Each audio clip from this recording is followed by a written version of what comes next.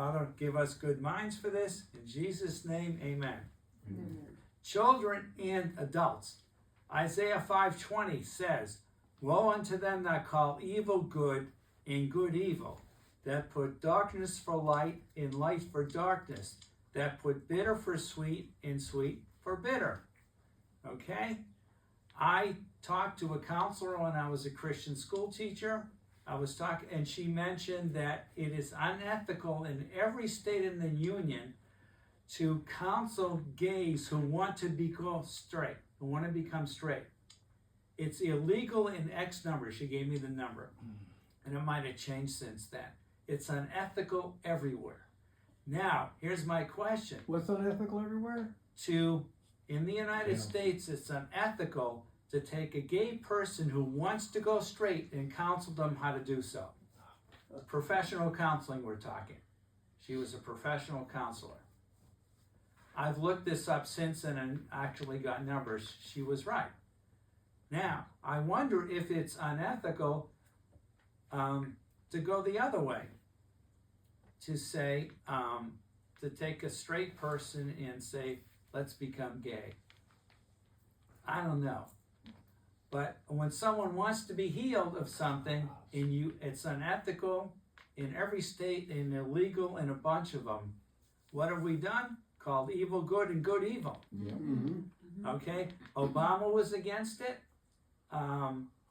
He talked about pains that are used. I guess some people, I don't know what he's thinking. Clockwork Orange, and if you haven't seen that, don't. But I saw it before Father's Day, and actually afterwards.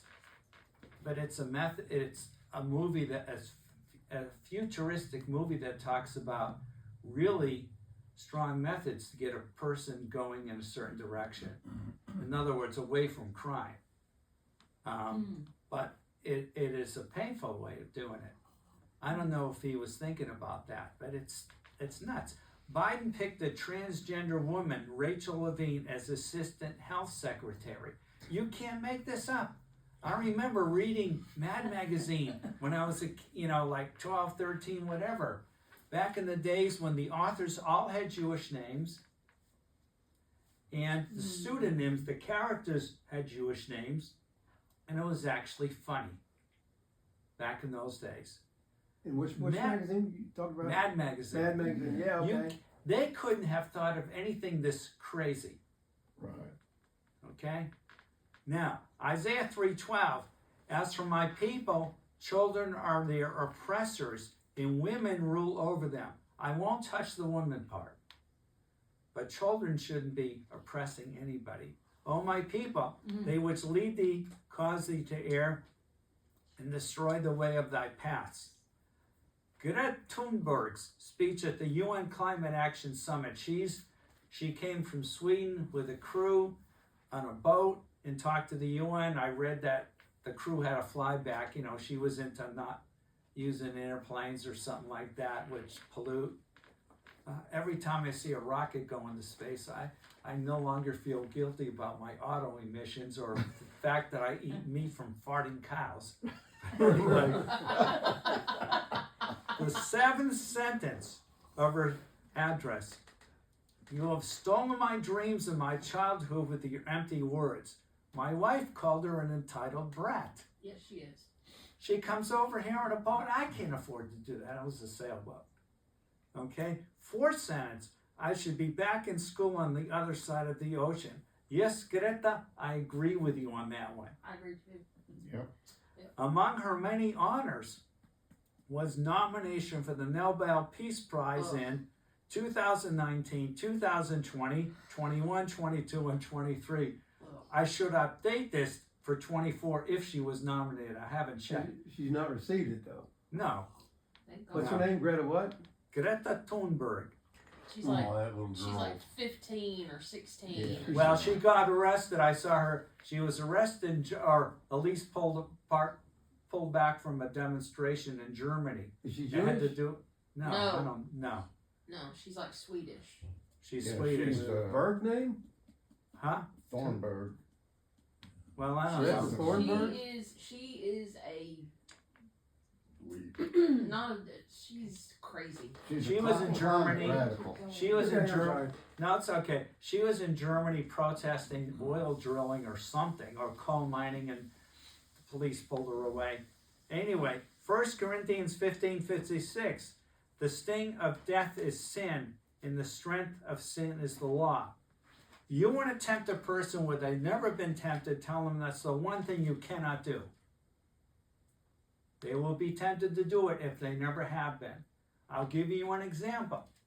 I was in college my first time, visiting a friend that I went to high school with and even camp in elementary school. We happened to be on the same campus. I had marched with him in the high school band, and I was marching 2 people over from him in the college band. And his roommate says, "You're prejudiced." The discussion, we weren't talking about that at all. And we're all white, all 3 of us in that room. He says, "You're white, you gotta be prejudiced." For the first time in my life, I thought I should be prejudiced. Because he was accusing me of something. He was laying down the law. It's the first time I thought of being prejudiced, because I was accused of it. We weren't even discussing anything remotely related to that. Then he was going to try to cure me. You got to realize that that particular corridor in that dorm, we actually had different corridors with different groups of people in different dorms sometimes. French-speaking corridor, certain corridors with gays and stuff like that. And that one's the one for social action. So I moved there to learn something about social action, which didn't do a thing for me. Prohibition. Where did the mafia get its power? A lot of it was through bootlegging and stuff, prohibition. Yeah. You outlawed something that the Bible might discourage or warn you against excesses of, and different churches have different doctrines on it. Well, we amended our Constitution, didn't we? For Yeah. prohibition, yeah. What did it do? It increased violent crime. The night Chicago died, you ever hear Yeah. that old song? Yeah. Okay? Right now we're getting tough on crime. President, at least starting with Nixon, president after president, we're getting tough on crime. Our incarceration rate in the U.S. is the highest in the world. We incarcerate more people than anybody else, and more people per capita, per let's say 100,000 than any other country, even these communist ones. Okay? Now, often due to drugs, the drug trade. Getting tough on crime has not done anything to solve crime. Okay? Now, there's a difference between the 2 testaments, and I want to get into this. You're going to have to think about this a little. It's not just the Old Testament, we had sacrifices, even before the law of Moses. I mean, Noah sacrificed, Cain and Abel, what do you sacrifice? It meant death for one person. And in the New Testament, we see a completed sacrifice in Jesus Christ.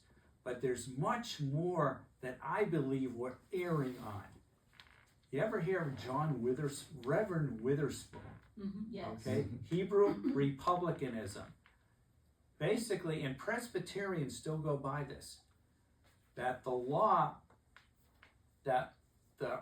moral law is still normative for us today, which it is. Even if it's in the Old Testament. The ceremonial law has changed. We don't bring animal sacrifices. But also, it can get deeper than that the Old Testament established government, law, civil government, not just religious government, penalties. And what Hebrew republicanism did, which was big when the country was being founded. I mean, it was considered. We're going to build something like the Hebrew Republic, where we have strict punishments for certain crimes. Okay? This still goes on. I remember back in the early 1980s, Jerry Falwell got such control over the church. It was amazing what one person can do. Churches, pastors who had never seen a college classroom from the inside, except for their low-ranking Bible school like the one I went to. No accreditation. It was a good experience, but I mean, it was not an academic place by stretch of at least my imagination, now that I've seen real academics. People that had never seen a college classroom from the inside became overnight experts on U.S. history. Thank you, Falwell is the leader in that. You would get a publication. This guy's running for office, and he is a Christian. This person is a non-Christian, and there's a third person running for office. Don't vote for the Christian. He's not going to win. He's going to take votes away from the person we really want in. In other words, someone else that can win.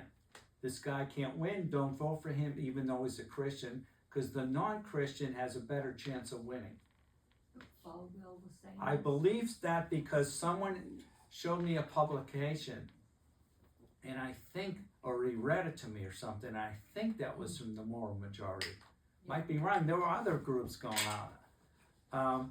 But the thing is, I call it the gospel of the kingdom of the United States of America.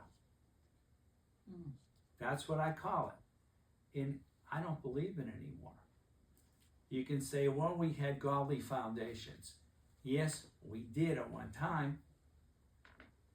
But there are some faults with it. You know, if you voted for the wrong person, you were disloyal to your church if you simply disagree with the pastor. There's some stuff that's wrong with it, and some blood pressure might be going up now. But anyway, that's not our mission as Christians. Okay? My father used to be able to get me jobs in different countries because he was a chemical engineer turned international businessman with a lot of connections. High school, he'd come home, give me a choice of a couple of countries to work in for the summer. Next year, did the same thing. When between 11th and 12th grades, I chose Germany over Venezuela. Okay? And I worked when I got there, I had a choice. I was shown a textile mill and a leather tannery. I'd be living with a business friend of my father's that I first met in second grade anyway, when I was living in Holland for 3.5 months because of my father's business, My mother and I were over there. So, second one was a leather tannery. Textile mill is noisy. I don't like noise. Leather tannery was smelly. I don't mind smell as much. So I chose the tannery. Now, they didn't pay me every week. I was living with a family. And this actually happened the next summer in Spain too. That paid me like twice throughout the summer. Wow. And they paid me what they owed me, but it was like I get called into the office maybe halfway through my time at the leather tannery. And two brothers owned it. Two old guys, probably in their 50s or 60s. It's not so old anymore, but Right. one of them says, we were paying you child's wages. I guess they figured a 16-year-old American boy wasn't going to work that hard. Mm-hmm. We've seen your work. He did not, his English was okay, but he probably didn't know the word retroactive. He says, we're going to pay you from when you started adults' wages. Wow. That's Germany. The family I was living with, the father I think was a leather technician. He offered to put me through leather school in Germany. I went in med school, which I didn't go to, so I politely turned it down. They had a lot of guest workers. I mean, the ladies, I was working with ladies who were either Italian or Turkish, I guess, because there were a lot of those in the factory. And I never spoke to them. We didn't have a language in common. My boss only knew German. Media boss. But imagine that in America, you get a retroactive raise in a factory when they see your work. It doesn't happen here. Mm-hmm. Now, the Israeli kibbutz spent 2 5.5-month programs in Israel a few years apart. This is years later. On the kibbutz Ulpan, kibbutz is an agricultural collective, not a cooperative, but a collective.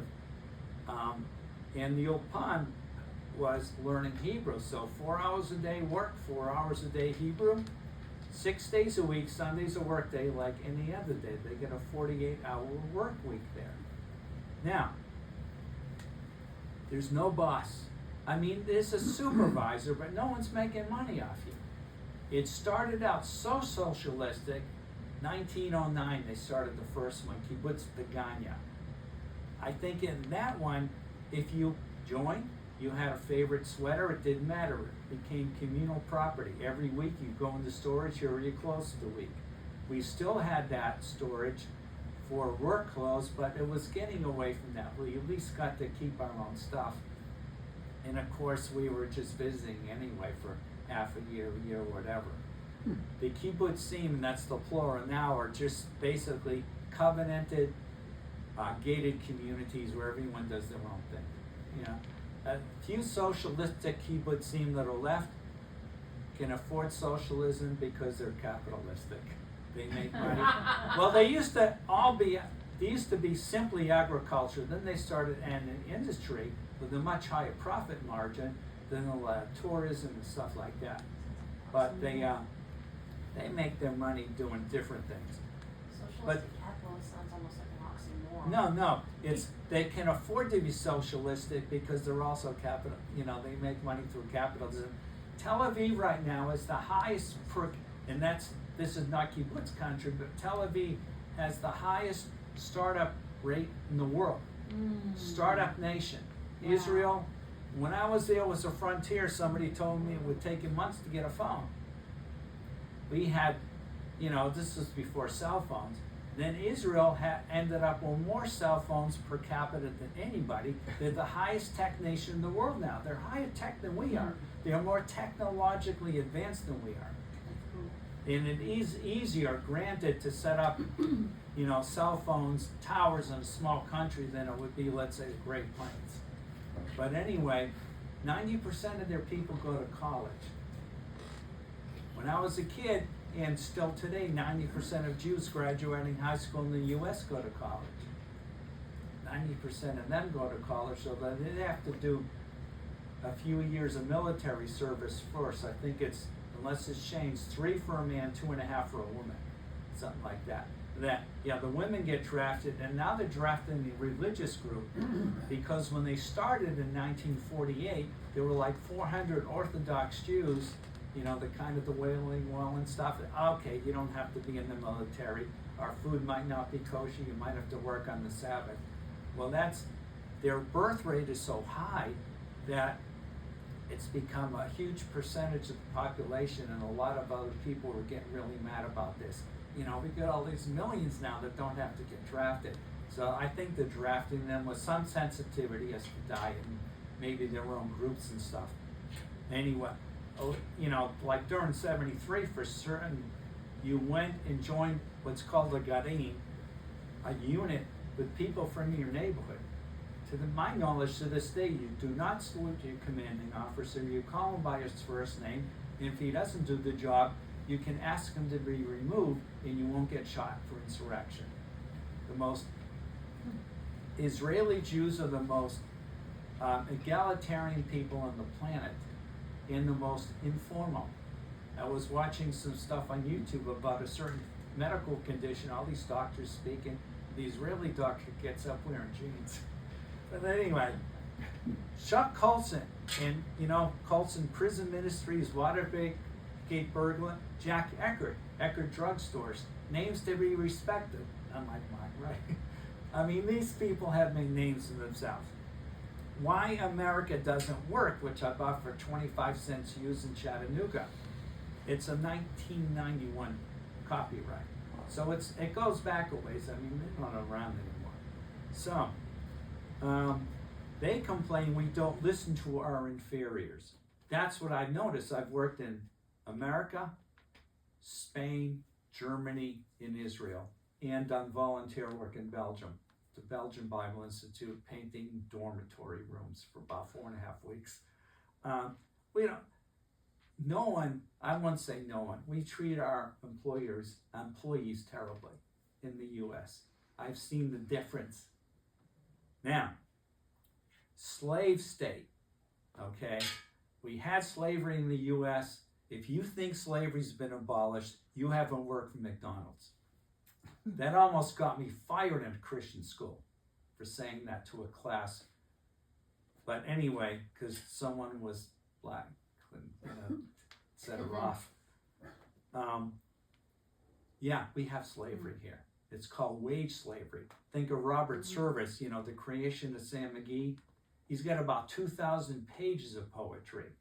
The most famous, and I think the best, is from his time as a bank teller in the Yukon before he went back to Europe and drove an ambulance during World War I. He died in 1958.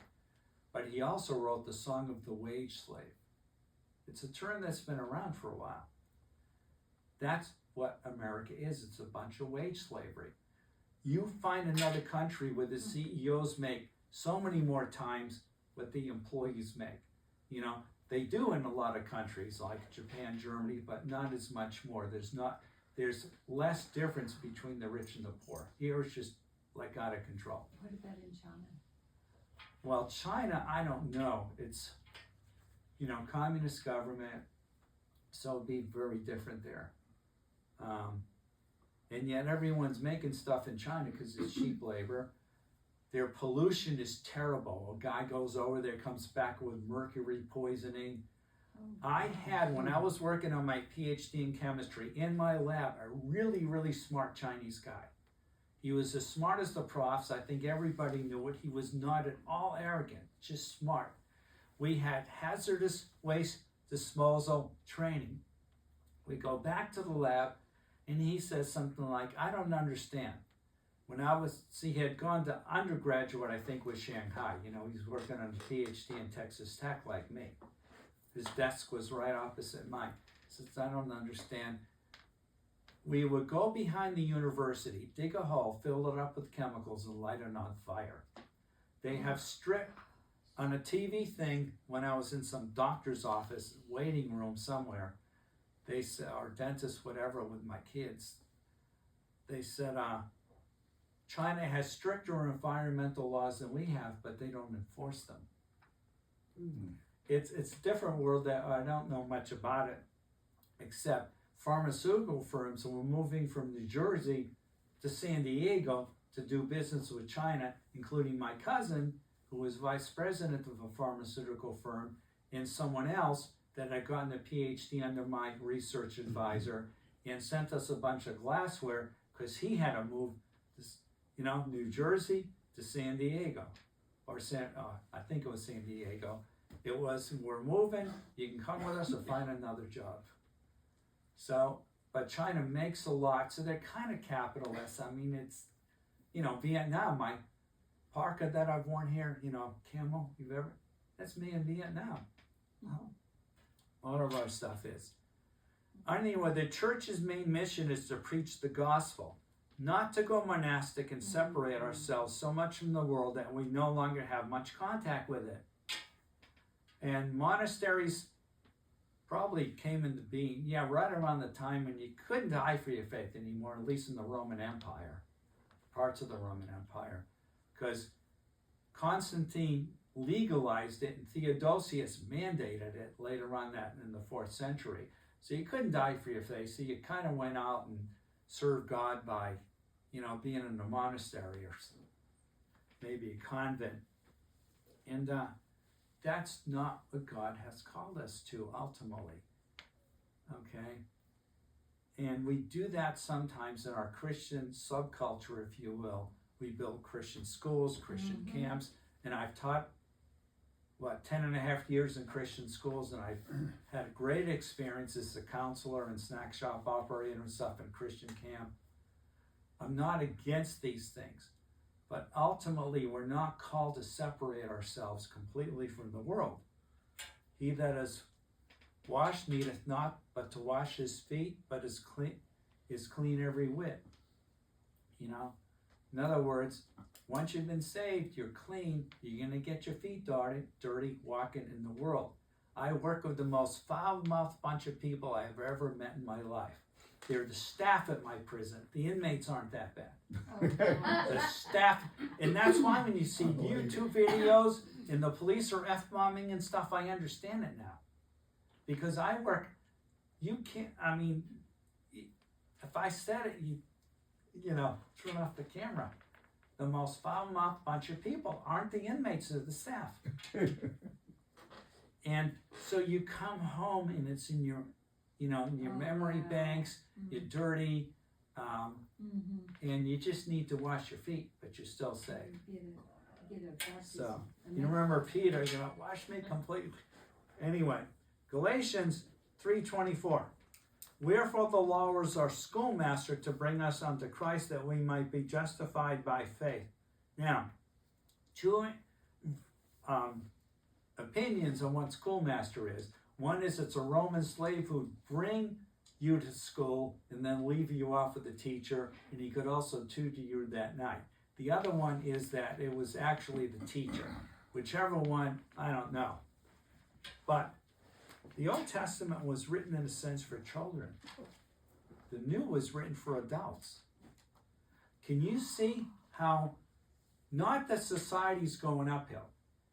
Obviously it's going downhill. You look at Nebuchadnezzar's vision, head of gold. Silver is inferior.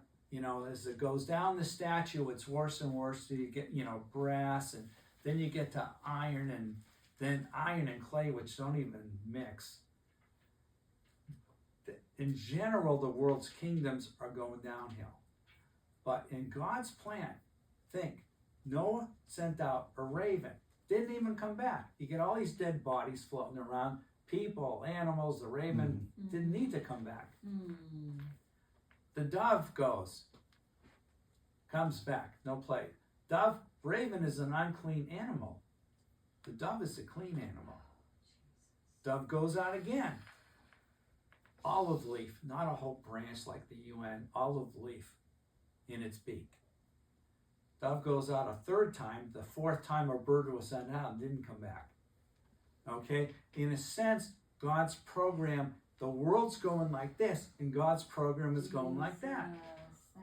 We had, eventually the law was given through Moses, and then Christ came, and there'll be a millennium someday. You can kind of see these four, birds, so to speak. Two birds, but you can kind of split it in history if you, according to the Bible. And right now, we are adults. We know, Jesus said, you're going to hear stuff that the world has, the fathers, the founding fathers, the patriarchs wanted to know, the prophets, but they didn't. You're hearing this stuff, Jesus is saying. The parable of the sower, the first parable in all three Gospels, the longest, probably the first in all three Gospels, first major one, three synoptic Gospels, Matthew, Mark, and Luke. He's saying stuff that had never been, heard before. Now, 1 Timothy 6:10.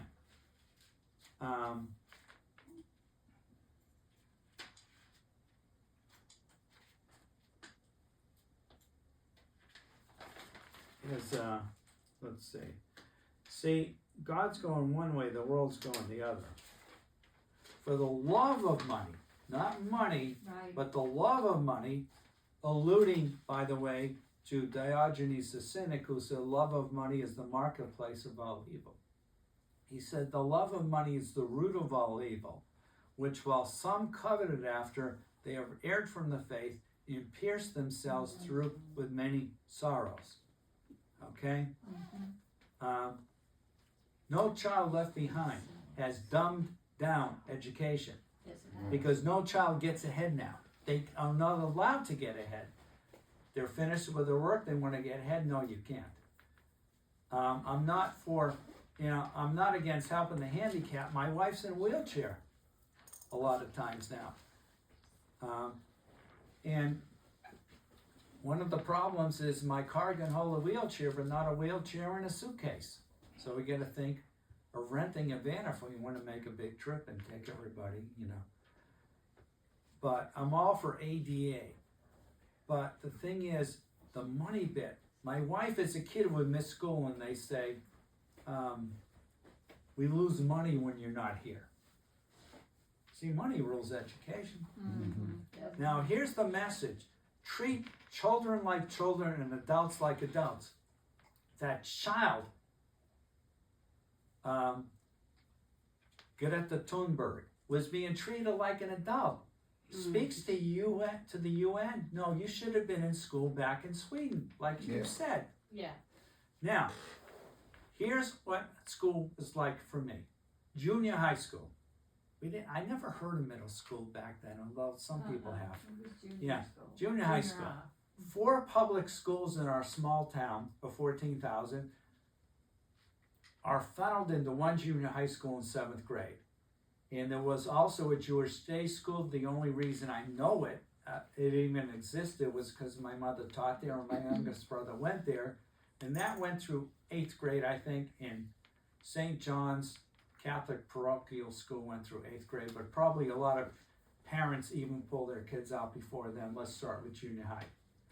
750 of us, I'd estimate, in the cafeteria, because my graduating class, I think, was 259. We had to discuss it. The number came up because 2 of our girls were pregnant. And can they walk the aisle at graduation and finish in the summer or not? You know. So that number came up. I know the grade above me I recently read on Facebook was just a bit under 250. So I'll say for grade 7, 8, 9, probably 750. Boys got their food from one line and girls got their food from another line, different people serving you. I mean, there was no mixing. You went into different lines. You brought your dishes back, I think, to different places. You sat on opposite sides of the cafeteria. That was that. Public school. Public school, back in the day. Now, when a bell would ring automatically, and the vice principal, Mr. Connor, he was the bad cop. He would come we'd all stand up in complete silence, table by table. He'd dismiss us, okay? Pick up that napkin. This table can go. This is 5 days a week. Pick up that milk carton. This table can go. Complete silence, and someone would do it with the girls. I probably looked once or twice. I can't even remember who it was. I think it might have been a guidance counselor or somebody, you know, a woman. And I said a couple of words to my best friend, just to my right. He could not have heard me. You, get up onto that clock. Most of the school's still there. There's a clock in the middle, you know, boys on one side, girls on the other. Everyone knew what was going on. Everyone's dismissed. He comes up to me, what's your name? You get an hour's attention. What I heard was if you missed attention, it's 3 nights attention. And if you do it again, it's 2 weeks suspension. I believe I got that right.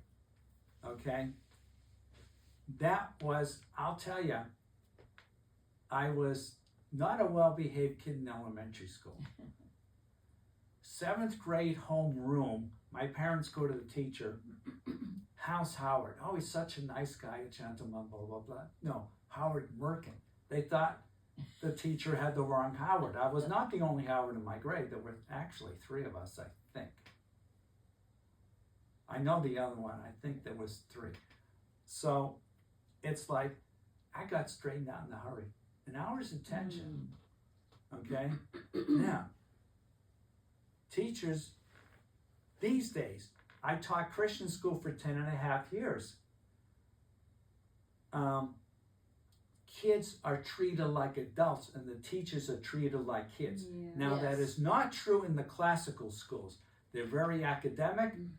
They're on a tangent. They don't understand STEM, science, technology, engineering, and math, which is what I teach. So it was a disaster. And they're Latin, and a little bit of Greek at the end, maybe. So you go to school and speak nothing but English. You know, think of the Europeans. They might have 2 languages just, you know, as little kids or something. You know, let's say junior high school, whatever. But anyway, they don't tolerate bad behavior. Not the ones I taught at. The other ones, good night. My best time I ever had was in San Antonio because most of my students were Mexican American, and it's a very respectful culture. They come over our house, bring their, you know, they could come over with a mother and a great-grandmother and use the pool at our apartment. Students would come over our house. We were invited places time and time again. It's a very different culture. I know MS-13 and all that, but that's not what we're dealing with. Although outside the school, all the businesses, it seemed, and half the houses had bars in the first floor windows. So, you know, but this was known as a jewel in the middle of something or other. It was a rough neighborhood, but, you know, we had to have a policeman or policewoman that was not on duty, but volunteered just to keep it safe and everything. But they had very strict rules. It was great. They kick out 3 at a time because it was not tuition driven.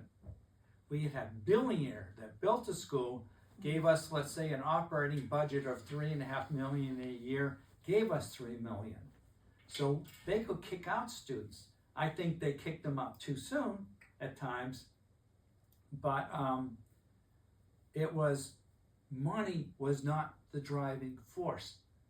And that plus a culture that's respectful, even the Anglos were respectful, okay? And it's, money did not do what it does in most schools, which is even Christian schools. You've got to keep the students because, let's face it, you don't start a Christian school to get rich, but once you do that, tuition's got to come in.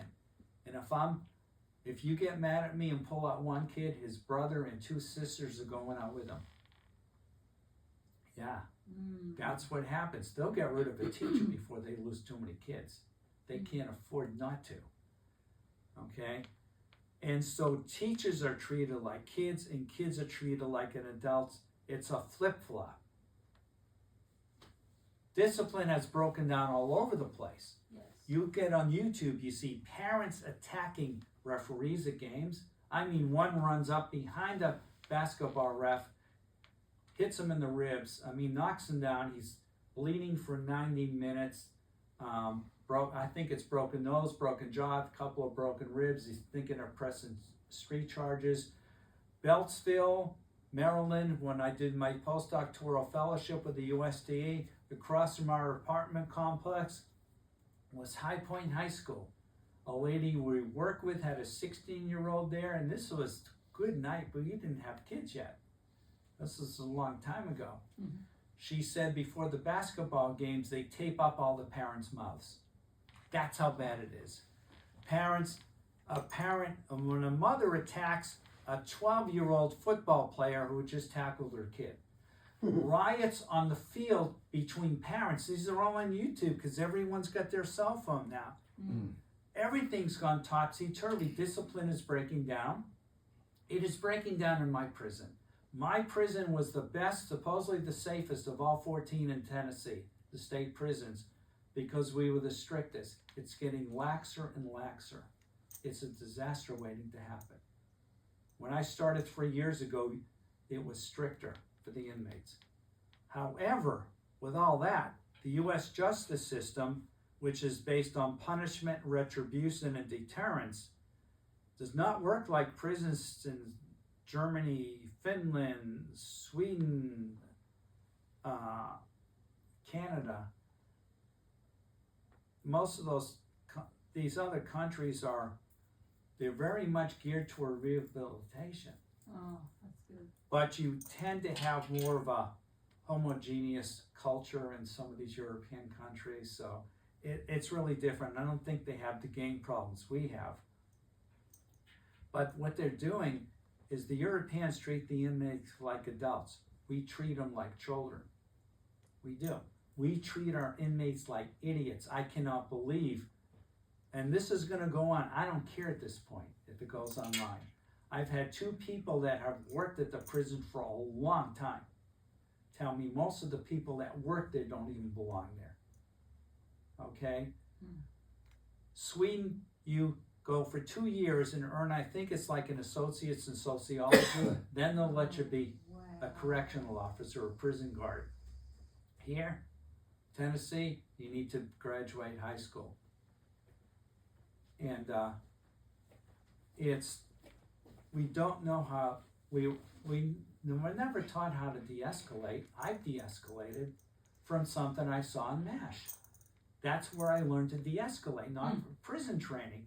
I got that certificate. I graduated the Tennessee Correction Academy. I de-escalate because it's part of my nature.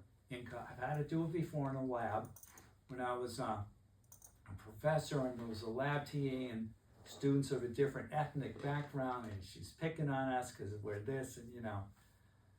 It's an episode on MASH where it's like Hawkeye's just fed up. He walks out of surgery and sits down. So Colonel Potter, right? You know, Harry Morgan comes out. Instead of saying, "Get back in there, people are dying," he sort of sympathizes. He says something, and then Hawkeye just walks back in. And I've had to do that with prisoners who threaten to do stuff. I take a different tack. Most people don't know that. I'm a counselor now. Do security usually on Saturdays and some holidays.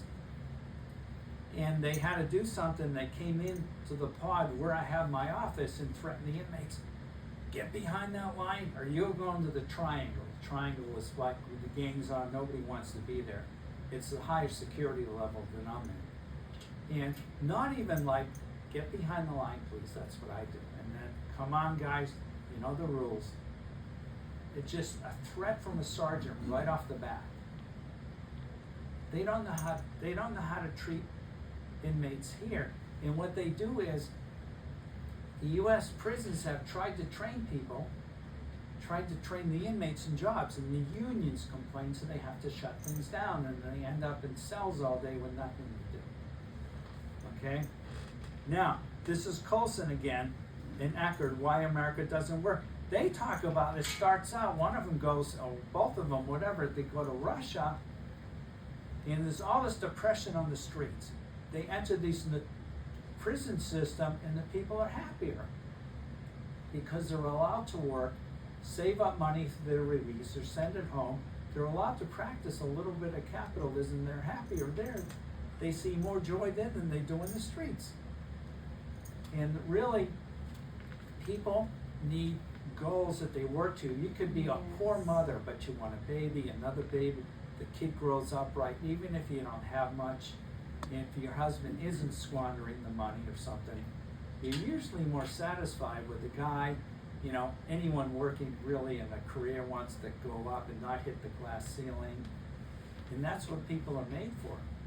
And in communism, it's like, this is what you get, this is what you do. In the prison, there was a little bit of capitalism. The people seem happier.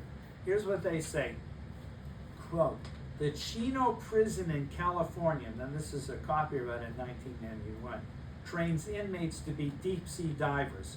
Some 90% of the graduates find jobs in commercial diving, inspecting dams, bridges, underwater pipelines, and oil platforms. Only 8% of the Chino graduates return to crime. Nationwide, it's close to 50%. Tennessee, it's 40-something%. Recidivism rate, they call it. Why? Because they're teaching them how to function on the outside. YouTube video in Germany, they got a contract killer. He gets out every day, works his job, comes back to prison. I've seen jail cells that are better than any dorm room I've ever seen in the U.S. They want to make as little difference between the prison and the outside as possible. Now, granted, that doesn't work for everybody. I mean, I work with some people that, we got a drug problem, 14 months no one can visit the prison because of COVID. 52 inmates tried drug overdoses. I was told a few times by somebody who knows, and I kept pressing them, was it 52? I want to make sure I got this right. Yes, it's 52. And the people are bringing in guards, hour mark workers, etc. So, I mean, there's we can gain problems. It just depends. And meth, I mean, every day I think it is, they dump julep down the rain gutter in the compound, which are units 1 through 16. They take food from the cafeteria, they try to make their own julep, they call it, hooch, whatever.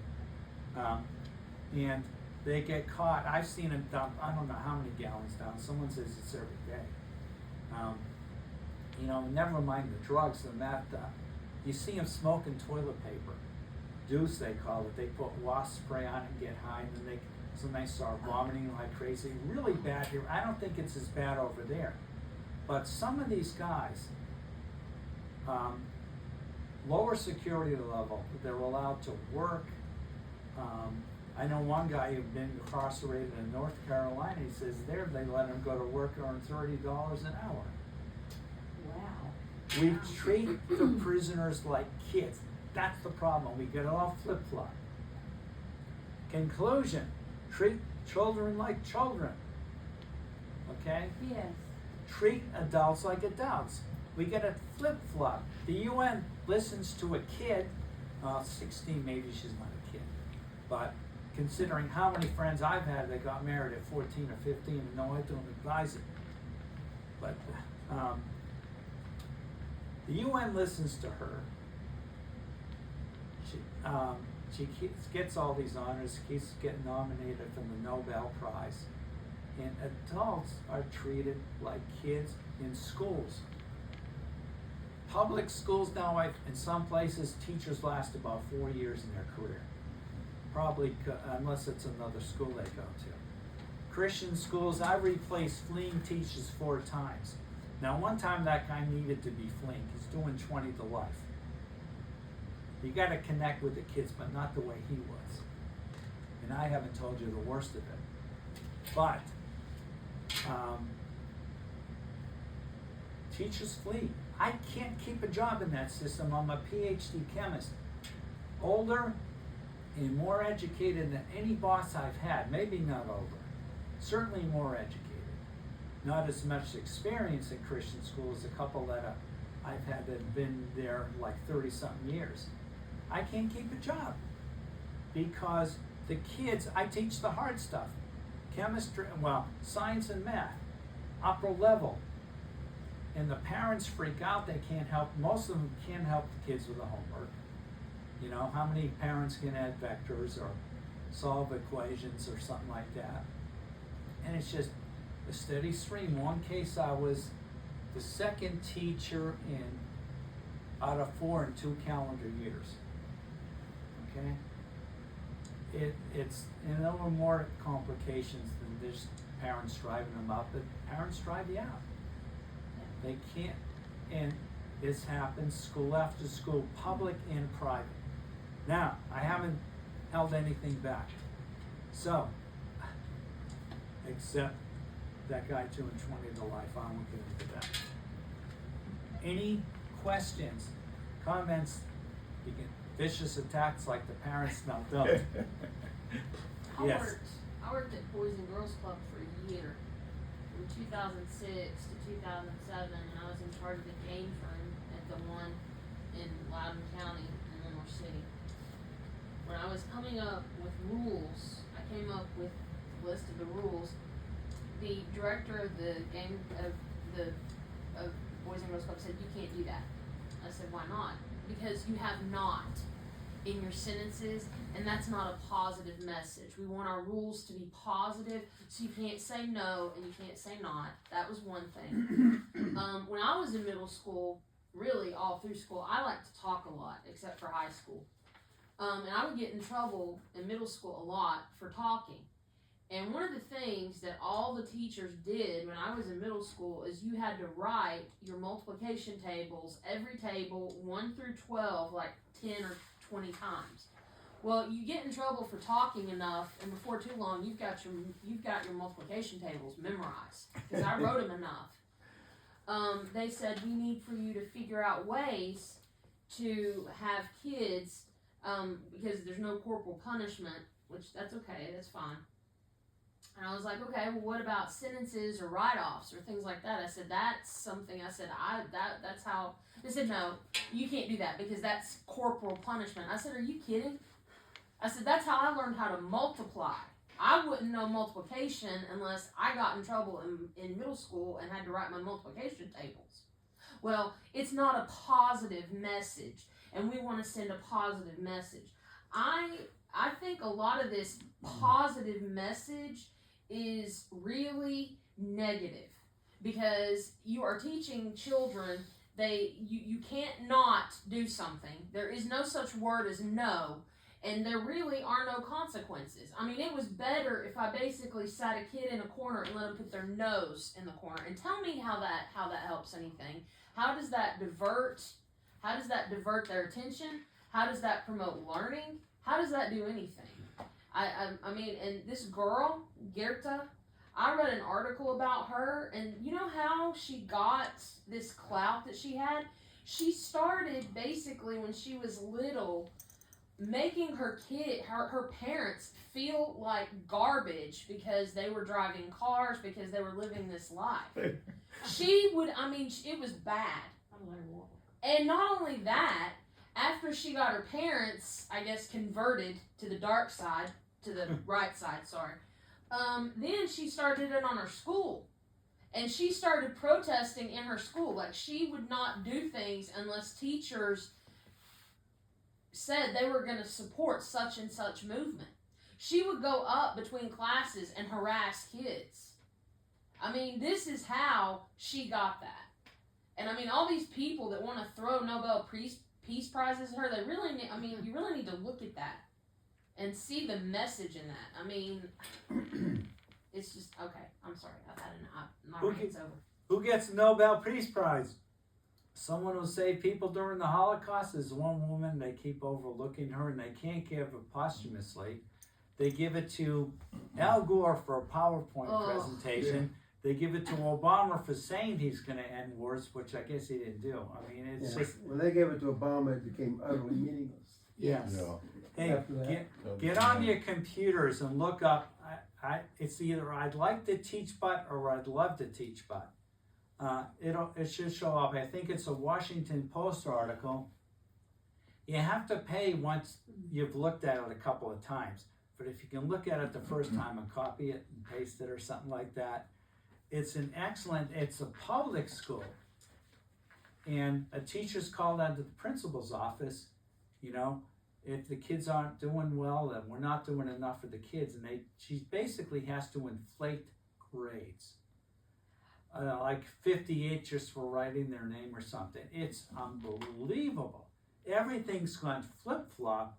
Yeah. And by the way, in the prison, I seem to make contradictory statements in that prisoners should be treated like adults, but here's what it is. Some security issues we're getting lax on where they should be tighter. Especially, I'm thinking the triangle where the gangs are, okay? And they're allowed to get out because they stand up to you. They stand up to me, the corporal, the sergeant. They are fearless because they're gangs and because they're lifers. A lot of them. What did they get to lose? Yeah. Going to high security for 6 months? You know, but in some places we got to be stricter because of what goes on. And yet I treat them, I'm probably the most, when I was a CO, even though everybody didn't know me, or it wasn't that everybody knew me, I was probably the most respected because I treated them well.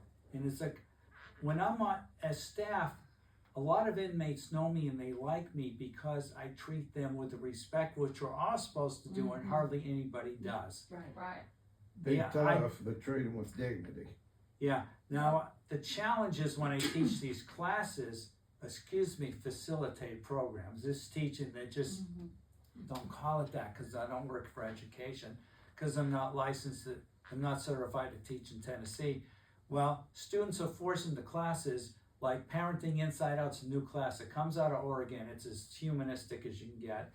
And the thing is, they put in someone with no kids, somebody whose kid is 32. They just look at names, put them in, because the cash flow to the prison for keeping these classes full. So you got, most of the people don't even want to be in my classes.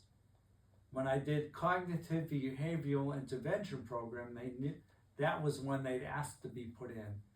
These others, usually you're put into it, and it's, you know, so you got unwilling students.